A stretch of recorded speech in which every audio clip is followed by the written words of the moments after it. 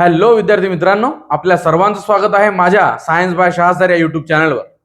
विद्यार्थी मित्रांनो, आपण आज महाटीईटी 2026 करिता सामान्य विज्ञान विषयाचे जे आपण महत्त्वाचे 500 क्वेश्चन पाहणार होतो त्यातला तिसरा भाग पाहणार आहोत। चला आपल्या पहिल्या प्रश्नाकडे जाऊया। आपला पहिला प्रश्न आहे, मेलामाइन इज यूज फॉर म्हणजे काय? मेलामाइन कशासाठी वापरले जाते? मेलामाइन कशासाठी वापरले जाते हे प्रश्न त्यांनी विचारला आपल्याला। बरोबर आहे। सगळ्यात पहिला प्रश्न तुम्हाला पडला असेल की मेलामाइन आहे काय? आहे का नाही? मेलामाइन काय आहे? कोणी विचारलं की मेलामाइन काय आहे तर म्हणायचं हे एका प्रकारचं प्लास्टिक आहे। काय आहे? प्लास्टिक। ठीक आहे। मेलामाइन हा एका प्रकारचा काय आहे? प्लास्टिक आहे। मग प्लास्टिकचे कसे 4 प्रकार होत असतात? आपल्याला 8वीच्या पुस्तकामध्ये फक्त 2च प्रकार दिलेले आहेत, एक थर्मोप्लास्टिक आणि थर्मोसेटिंग प्लास्टिक असे 2 नाव दिलेले आहेत पहा। ठीक आहे। त्यामधला हा मेलामाइन जो आहे हा कोणता प्लास्टिक आहे? थर्मोसेटिंग। लक्षात ठेव जा, थर्मोसेटिंग प्लास्टिक। थर्मोसेटिंग प्लास्टिक आहे कोण? मेलामाइन। ठीक आहे, लक्षात ठेव जा कोणता प्लास्टिक? थर्मोसेटिंग। आता थर्मोसेटिंग म्हणतात कशाला? थर्मोसेटिंग म्हणजे असा प्लास्टिक जो जळाल्यानंतर काळा पडतो, तो विरघळत नाही आणि त्याला आपण आपल्या मनानुसार शेप देऊ शकत नाही। कळालं? त्याला म्हणायचं काय? Thermosetting plastic. कळालं? Thermosetting plastic. आणि दुसरा प्रकार कोणता म्हटलं मी तुम्हाला? थर्मोप्लास्टिक। थर्मोप्लास्टिक म्हणजे त्यांना आपण आपल्या मनानुसार शेप देऊ शकतो आणि ते विरघळतात, थेंब थेंब पडतात खाली। कळालं? हे काळे होऊन तिथेच थांबतात। जसे तुम्ही पाहिले असेल आपल्या घरी जे इलेक्ट्रिकल स्विचेस राहतात ते बनलेले राहतात थर्मोसेटिंग। कळालं? चला या प्रश्नाचं उत्तर पाहूया। सगळ्यात पहिले काय म्हटलं त्यांनी? मेलामाइन हा कशासाठी उपयोगी पडतो? पाईप बनवण्यासाठी करतात का? नाही। कप आणि प्लेट्स, यस, आजकाल जे कप आणि प्लेट्स बनवल्या जात आहेत ते कशापासून बनवल्या जात आहेत? मेलामाइन पासून बनवल्या जात आहेत। बूट बनवत नाहीत आणि टॉयज सुद्धा बनवत नाही। टॉयज हे थर्मोप्लास्टिकने बनवले जातात। ठीक आहे। शूज मध्ये लेदर वापरला जातो जनरली आणि पाईप्स मध्ये पीव्हीसी वापरले जाते, पीव्हीसी पाईप म्हणतो आपण त्यांना। कप आणि प्लेट जे आहे आजकाल ते कशापासून बनवले जात आहेत? मेलामाइन पासून। प्लास्टिकच्या प्लेट्स आल्यात, कळालं? ते कशापासून बनवले जातात? मेलामाइन पासून। पुढच्या प्रश्नाकडे जाऊया। पुढचा प्रश्न आहे, wood take how much time to degrade म्हणजे काय? लाकूड किती काळात विघटित होतो? लाकडाला किती वेळ लागते पूर्णपणे मातीमध्ये रूपांतरित होण्याला? म्हणजे मातीमध्ये रूपांतरित होणे म्हणजे काय? विघटित होणे। आता बघा इथे दिलेलं आहे 1 ते 2 आठवडे नाही, 1 इयर, 10 ते 15 वर्ष, thousands of year. Thousands of year तर कोणाला लागते? प्लास्टिकला लागते। एका वर्षात कपड्याचे माती होऊ शकते। आपण जे कपडे घालतो कॉटनचे त्याची माती व्हायला किती वर्ष लागते? 1 वर्ष। 1 ते 2 आठवड्यात फक्त पालेभाज्या मातीमध्ये रूपांतरित होऊ शकतात। पालेभाज्या जे असतात ते 1 ते 2 आठवड्यात फक्त मातीमध्ये रूपांतरित होऊ शकतात। कपड्यांना 1 वर्ष लागते जवळपास मातीमध्ये रूपांतरित होण्यासाठी। मग उरलं काय? 10 ते 15 वर्ष। 10 ते 15 वर्ष लागते कोणत्याही लाकडाला मातीमध्ये रूपांतरित होण्याकरिता। आज जमिनीत तुम्ही एक लाकूड लावा, तिथे एक निशाणी मांडून ठेवा काहीतरी आणि 15 वर्षांनी येऊन पहा, तिथे तुम्हाला लाकूड दिसणार नाही, तो मातीमध्ये पूर्णपणे कन्वर्ट झालेला असेल। कळालं? चला पुढच्या प्रश्नाकडे जाऊया। या प्रश्नाचं योग्य उत्तर होतं पर्याय क्रमांक सी। पुढचा प्रश्न आहे, if 1 cycle is completed in 1 second the frequency is म्हणजे काय? जर एका सेकंदात 1 आवर्तन पूर्ण झाल्यास वारंवारता किती असेल? काय विचारलं? एक सायकल आहे ती एका सेकंदात पूर्ण होते।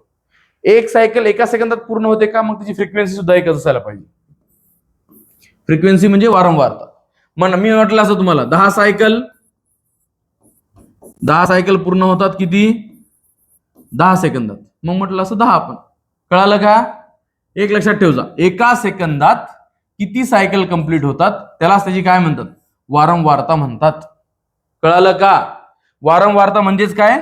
फ्रिक्वेन्सी। वारंवारता म्हणजे काय? फ्रिक्वेन्सी। आता पहा, कोणी विचारलं की फ्रिक्वेन्सी म्हणजे काय, वारंवारता आहे काय नेमकं? फ्रिक्वेन्सी जी आहे ही आपण मोजतो कशामध्ये? तर कोणी विचारलं तर म्हणायचं हर्ट्झ मध्ये, HZ। याला इंग्लिश मध्ये काय लिहितात? हर्ट्झ। ठीक आहे, हे त्याचं युनिट झालं, SI युनिट कोणाचं? वारंवारतेचं। कळालं सर्वांना? पुढच्या प्रश्नाकडे जाऊया। पुढचा प्रश्न आहे, coloured glass absorb more light due to म्हणजे रंगीत काच जे असतात ते अधिक प्रकाश शोषित करतात, कारण कारण की ते बनलेले असतात ऑक्साइड्स ऑफ मेटल पासून. काच नेमके हे ट्रान्सपरंट असतात, सगळ्यांनी पाहिले असेल. ट्रान्सपरंट असतात, त्यांच्यातून लाईट जी आहे ती आरपार होते, बरोबर आहे. पण जे आपण कलर्ड ग्लास पाहतो त्यांच्यातून लाईट ही पार होत नाही. काऊन होत नाही? कारण की ते जे काच आहेत त्या काचांमध्ये ऑक्साइड्स ऑफ मेटल ऍड केले जातात, म्हणून ते काय करतात, लाईट जो आहे, प्रकाश जो आहे त्याला ऍब्सॉर्ब करून घेतात. कळलं? ऑक्साइड ऑफ मेटलच म्हणायचं, नॉन मेटल नाही म्हणायचं. क्लिअर? हा, चला पुढच्या प्रश्नाकडे जाऊया. पुढचा प्रश्न आहे ग्लास इज, म्हणजे ग्लास कशी असते? क्रिस्टलाइन असते का, नॉन क्रिस्टलाइन असते का, लिक्विड आहे का, गॅस आहे का? हे दोन तर येणारच नाही. सरळ सरळ सरळ सरळ मी पहिला उत्तर सांगतो की ग्लास हे काय आहे, सॉलिड आहे. ग्लास काय आहे, सॉलिड आहे. मग सॉलिडचे किती प्रकार? सॉलिडचे हे दोन प्रकार, हे आणि हे, असे दोन प्रकार. कोणकोणते प्रकार असतात सॉलिडचे? क्रिस्टलाइन आणि नॉन क्रिस्टलाइन. क्रिस्टलाइन म्हणजे स्फटिकीय आणि नॉन क्रिस्टलाइन म्हणजे अस्फटिकीय. आता यातून उत्तर आपल्याला द्यायचं आहे. मग कोणी विचारलं की काच कसा असतो, तर म्हणायचं नॉन क्रिस्टलाइन असतो. पर्याय क्रमांक 2 हे या प्रश्नाचं योग्य उत्तर आहे. कळालं सर्वांना? लक्षात ठेवायचं, विसरायचं नाही. ग्लास कसा आहे कोणी विचारलं तर म्हणायचं नॉन क्रिस्टलाइन. तो क्रिस्टलाइन आणि नॉन क्रिस्टलाइन ओळखण्याचं एक बेस्ट पद्धत सांगतो तुम्हाला. हे दोन बोट आहेत आपले, या दोन बोटांच्या मध्ये पदार्थ घ्यायचा. साखर घेतली मी या दोन बोटांच्या मध्ये, आणि या दोन बोटांच्या मध्ये मी पावडर घेतलं. नंतर मी त्याला कसं करणार आहे, बरोबर आहे. मला कुठं जाणवेल? या दोन बोटांच्या मध्ये, कारण की इथं काय होतं, साखर, इथे काय होतं, पावडर. पावडर मला जाणवेल का? नाही. मग हे झालं अमॉर्फस म्हणजे नॉन क्रिस्टलाइन, आणि हे जाणवत आहे म्हणजे हे काय झालं, क्रिस्टलाइन. कळालं? सॉलिडचे दोन प्रकार ओळखायचं कसं सांगितलं मी तुम्हाला. चला पुढच्या प्रश्नाकडे जाऊया. पुढचा प्रश्न आहे विद्यार्थी मित्रांनो, बॅकेलाइट इज यूज फॉर. बॅकेलाइट कशासाठी वापरले जाते? मिल्क बॅग बनवण्यासाठी वापरले जाते का, इलेक्ट्रिकल स्विचेस बनवले जाते का, क्लॉथ, वॉटर? आता बघा, याच्यात महत्वाचं उत्तर म्हणजे इलेक्ट्रिकल स्विचेस बनवण्यासाठी बॅकेलाइटचा उपयोग केला जातो. ठीक आहे, बॅकेलाइट. अजून तुम्हाला एक विचारू शकते की बॅकेलाइट हा कोणता प्लास्टिक आहे, प्रश्न विचारला तर इथे सुद्धा म्हणायचं की हे सुद्धा काय आहे, थर्मोसेटिंग प्लास्टिक आहे. कोणता आहे? थर्मोसेटिंग. कळालं? कोण? बॅकेलाइट. मग बॅकेलाइट हा थर्मोसेटिंग प्लास्टिक आहे, एक पहिलं उत्तर. याचे मोनोमर काय, म्हणजे हा बॅकेलाइट बनतो कशापासून असं विचारलं कोणी तर म्हणायचं जे दोन मोनोमर आहेत, दोन मोनोमर आहेत, त्याच्यापैकी एक आहे फिनॉल आणि दुसरा आहे फॉर्माल्डिहाइड.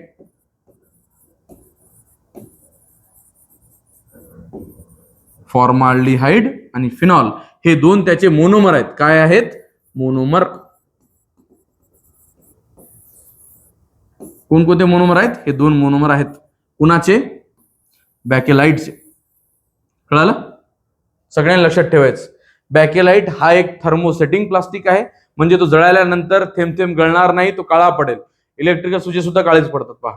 समजलं? चलो पुढच्या प्रश्नाकडे जाऊया. पुढचा प्रश्न आहे,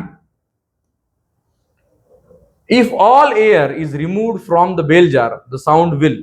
म्हणजे काय? सर्व हवा काढल्यावर आवाज कसा होईल, म्हणजे काय? हे बघा, सोपा प्रश्न आहे. एक पहिले समजून घ्या की एक बेल जार आहे तुमच्याकडे, अशी एक भरणी आहे. ठीक आहे, या भरणीमध्ये एक अशी बेल आहे, बेल वाजत आहे ती, बरोबर. पहिले याला झाकण लावून होतं, झाकण लावून आहे याला पूर्णपणे, झाकण बंद आहे. ठीक आहे, आणि याच्यामध्ये हवा आहे. काय आहे याच्यामध्ये? एअर, हवा आहे. आता ही बेल मी याला वायर, कोणत्यातरी वायरामार्फत मी याला जोडलेलं होतं. मी इकडून बटन दाबत आहे, ही बेल वाजत आहे. मला आवाज येईल का? येस, मला आवाज येईल. कळालं? पण मी जर का नंतर काय केलं, इथून एक सक्शन पंप टाकून ही पूर्ण हवा काढून घेतली, या बेल जार मधली सर्व हवा काय केली मी बाहेर काढली, काहीच हवा याच्यात उरली नाही. फक्त बेल जार आहे, याच्यात बेल आहे आतमध्ये. आता मी इकडून बटन दाबणार आहे, सुरू करणार आहे, ते वाजेल पण त्याचा आवाज मला येणार नाही. म्हणजे काय की आवाजासाठी मीडियमची गरज असते. आवाज, ध्वनी निर्माण होण्यासाठी काय, कशाची गरज असते? मीडियम. मीडियम नसेल तर ध्वनी निर्माण होणार नाही. इथं उरलं काय, आता व्हॅक्युमच उरलं ना, म्हणून इथे आवाज होत नाही. कळालं? मग आता काय होईल बघा, यांनी काय म्हटलं, काढल्यावर आवाज कसा होईल? Be louder, be clearly heard, not to be heard, turn into light, म्हणजे आपण म्हणणार की ऐकू येणार नाही, नॉट टू बी हिअर्ड. आवाज वाढणार पण नाही, स्पष्ट ऐकू येणार नाही, बरोबर आहे. प्रकाशात बदलणार नाही, काय होणार, ऐकू येणार नाही आपल्याला. का ऐकू येणार नाही, कारण की तिथं मीडियमच नाही. मीडियम असेल तर आवाज ऐकू येईल, मीडियम नसेल तर आवाज ऐकू येणार नाही. चला पुढच्या प्रश्नाकडे जाऊया. विद्यार्थी मित्रांनो, पुढच्या प्रश्नाकडे जाण्याच्या पूर्वी जर माझा व्हिडिओ हा तुम्हाला उपयोगी वाटत असेल आणि कामाचा वाटत असेल तर व्हिडिओला लाईक, शेअर आणि सबस्क्राईब करायला विसरू नका. आपल्या चॅनलचं नाव आहे सायन्स बाय शाह सर. चला पुढच्या प्रश्नाकडे जाऊया. What is the thermocol made from?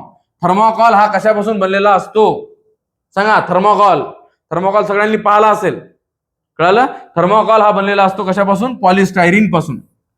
कशापासून? पॉलिस्टायरीन पासून बनतो. कोण? थर्मोकॉल. कळलं. थर्मोकॉल आपल्याला जेवढा सुंदर दिसतो का तेवढाच घातक असतो.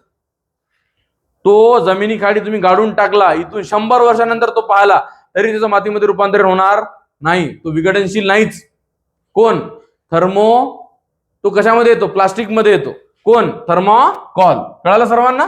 पुढच्या प्रश्नाकडे जाऊया. पुढचा प्रश्न आहे विद्यार्थी मित्रांनो, soda lime glass is formed by, म्हणजे सोडा लाईम काच कशी तयार होते? सोडा लाईम ग्लास काय?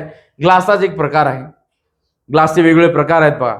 अल्कली ग्लास आहे, सोडा लाईम ग्लास आहे, बोरोसिलिकेट ग्लास आहे. काचाचे काय आहेत? प्रकार आहेत ग्लासचे, बरोबर आहे. मग आता जर का मला हा सोडा लाईम ग्लास बनवायचा असेल तर मला काय करावं लागेल? सडन कुलिंग करावं लागेल. जर मी अचानक थंड केलं तर काचाचं रूपांतर कोणत्या काचामध्ये होईल? सोडा लाईम काचमध्ये होईल. कळलं. मला काचच बनवायचं आहे पण कोणत्या प्रकारचा? सोडा लाईम. तर मला काय करावं लागेल? त्याला अचानक थंड करावं लागेल, तेव्हाच तो रूपांतरित होईल त्याच्यामध्ये. आणि दुसरं, या काचामध्ये Na2CO3 टाकतात रे. Na2CO3 सोडियम कार्बोनेट टाकतात. सोबत काचमध्ये अजून काय असते? सिलिकेट असतात. सिलिका अँड सिलिकेट असतात. कशामध्ये? काचेमध्ये. कळालं. सिलिका म्हणजे काय रे? सँड, रेती. सँड म्हणजे काय? रेती. तर रेतीपासून बनलेलं असते काय? काच. आणि त्या काचमध्ये जर का तुम्ही Na2CO3 टाकला तर तो बनतो काय? कोणता काच? सोडा लाईम काच. कळालं सर्वांना. पुढच्या प्रश्नाकडे जाऊया. पुढचा प्रश्न आहे विद्यार्थी मित्रांनो, थर्मोकॉल इज. थर्मोकॉल कसे आहे? बायोडिग्रेडेबल आहे, नॉन बायोडिग्रेडेबल आहे, नॅचरल आहे का मेटल आहे? मेटल तर नाही हा, नॅचरली नाही हा. बायोडिग्रेडेबल आहे का नॉन बायोडिग्रेडेबल, म्हणजे जैव विघटनशील आहे का अजैव विघटनशील आहे? आपल्याला माहित आहे तो नॉन बायोडिग्रेडेबल आहे, तो मातीमध्ये रूपांतरित होत नाही. कोण? थर्मोकॉल. आता सांगितलं मी तुम्हाला, थर्मोकॉल बायोडिग्रेडेबल नाहीये, म्हणजे तो अजैव विघटनशील आहे. कळालं सर्वांना. पुढच्या प्रश्नाकडे चला. पुढचा प्रश्न आहे, which plastic changes shape on heating, म्हणजे कोणते प्लास्टिक गरम केल्यावर आकार बदलते? मी तुम्हाला पहिले सुरुवातीला सांगितलं प्लास्टिकचे किती प्रकार म्हटलं मी तुम्हाला? 2. Thermoplastic, thermosetting plastic. जो आकार बदलू शकतो तो थर्मोप्लास्टिक, जो आकार बदलू शकत नाही तो थर्मोसेटिंग प्लास्टिक. म्हणजे हा आकार काय करतो? बदलतो की नाही रे? हा बदलतो, म्हणजे हा काय झाला? थर्मोप्लास्टिक झाला. आणि बदलत नाही म्हटलं असतं तर आपण उत्तर काय लिहिलं असतं? Thermosetting plastic. कळालं सर्वांना. चलो पुढच्या प्रश्नाकडे जाऊया. पुढचा प्रश्न आहे, which thermoplastic is use for milk bag, म्हणजे दूध पिशव्यासाठी कोणते थर्मोप्लास्टिक वापरले जाते? आता आपल्याला काय करायचं आहे, जे दुधाचे जे पॉकेट असतात, राजहंस, अमूल अशा वेगवेगळ्या कंपन्यांचे तुम्ही पाहत असाल बघा, बरोबर आहे. त्या दुधाचे जे पॉकेट असतात ते कोणत्या प्लास्टिकने बनलेले असतात? पीव्हीसीने बनलेले असतात का? पीव्हीसीने तर पाईप बनलेले असतात. पीव्हीसीने काय बनलेले असतात? पाईप. ठीक आहे. पॉलिस्टायरीन, पॉलिस्टायरीन काय बनते? थर्मोकॉल. थर्मोकॉल. ठीक आहे. थर्मोकॉल बनते कशामुळे? पॉलिस्टायरीन. बॅकेलाइट, बॅकेलाइट काय आहे? एक थर्मोसेटिंग प्लास्टिक आहे. Thermosetting plastic. ठीक आहे. थर्मोसेटिंग प्लास्टिक आहे हा, आणि याचा उपयोग कशामध्ये केला जातो? इलेक्ट्रिकल स्विचेस बनवण्यासाठी. बटन, इलेक्ट्रिक स्विचेस, म्हणजे आपल्या घरातले जे बटन्स राहतात ते बनवण्यासाठी उपयोग केला जातो. मग उरलं काय? पॉलिइथिलीन. इथे नावातच आहे बघा, इथिलीन. पॉलिथिन म्हणतो आपण याला. नॉर्मली तुम्ही पाहिलं असेल पॉलिथिन द्या, पॉलिथिन द्या, तर ओरिजिनल त्याचं नाव काय? पॉलिइथिलीन. कळालं सर्वांना? चला पुढच्या प्रश्नाकडे जाऊया. विद्यार्थी मित्रांनो, हा आपला शेवटचा प्रश्न आहे या सेशन मधला. पहा, sound travel through which medium. ध्वनी कोणत्या माध्यमातून प्रवास करतो? म्हणजे ध्वनीला जर का, ध्वनी नाही, ध्वनी म्हणत आहे मी, साऊंड. साऊंडला जर का कुठून जायचं असेल तर मीडियम लागते. ते मीडियम कोणकोणते असू शकतात? सॉलिड, लिक्विड आणि गॅस. या तिन्ही मीडियम मधून ध्वनी काय होते? प्रवाहित होते. कळलं? प्रसारित होते. म्हणजे ध्वनी कोणकोणत्या माध्यमातून प्रवास करतो विचारलं तर याचं उत्तर द्यायचं सॉलिड, लिक्विड अँड गॅस. कशामधून प्रवास करत नाही विचारलं तर म्हणायचं ओनली व्हॅक्यूम. व्हॅक्यूम मधून करत नाही, सॉलिड, लिक्विड मधून, गॅस मधून करते. कळालं सर्वांना? विद्यार्थी मित्रांनो, हा व्हिडिओ जर का उपयोगी वाटला असेल, आवडला असेल तर चॅनलला शेअर, लाईक आणि सबस्क्राईब करायला विसरू नका. धन्यवाद.